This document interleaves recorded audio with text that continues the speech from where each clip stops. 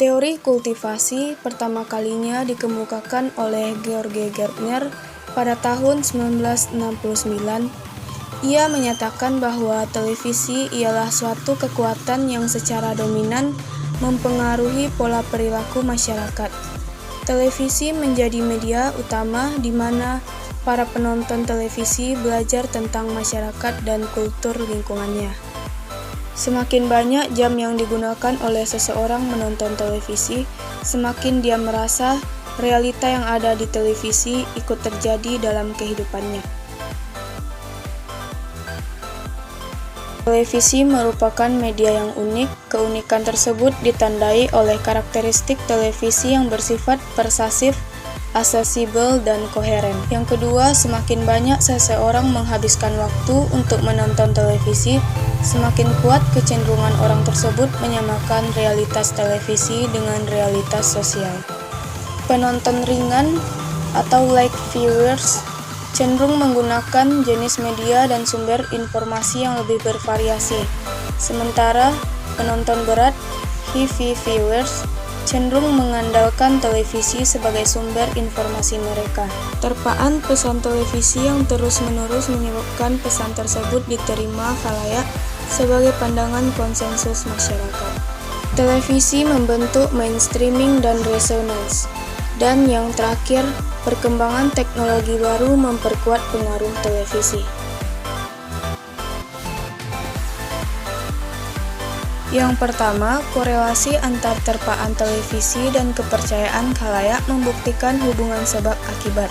Yang kedua, perilaku khalayak dan apa yang dilihat khalayak pasti banyak dipengaruhi oleh latar belakang sosial budaya. Yang ketiga, program televisi yang berbeda akan memberikan kontribusi yang berbeda dalam membentuk realitas.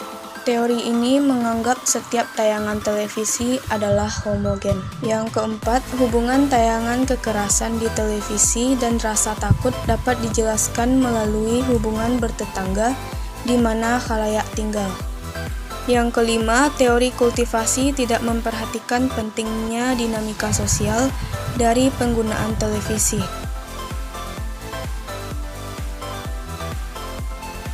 Media televisi membentuk pola perilaku anak melalui tayangan, di mana siaran-siaran yang ditayangkan oleh televisi dijadikan sebagai pedoman bagi anak-anak dalam bertingkah laku.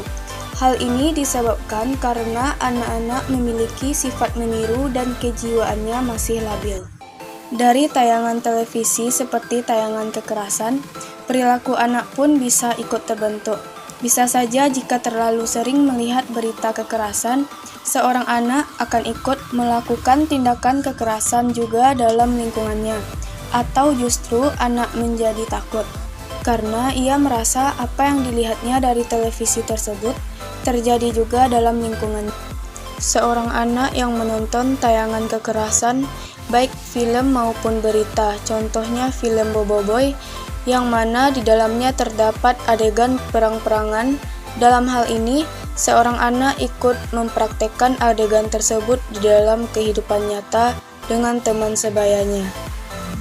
Contohnya saat bermain, seorang anak akan berimajinasi bahwa ia memiliki kuasa seperti Boboiboy, sehingga ia ikut memperagakan gerakan yang dilihatnya itu seperti adegan pukul-pukulan dan adegan tendangan.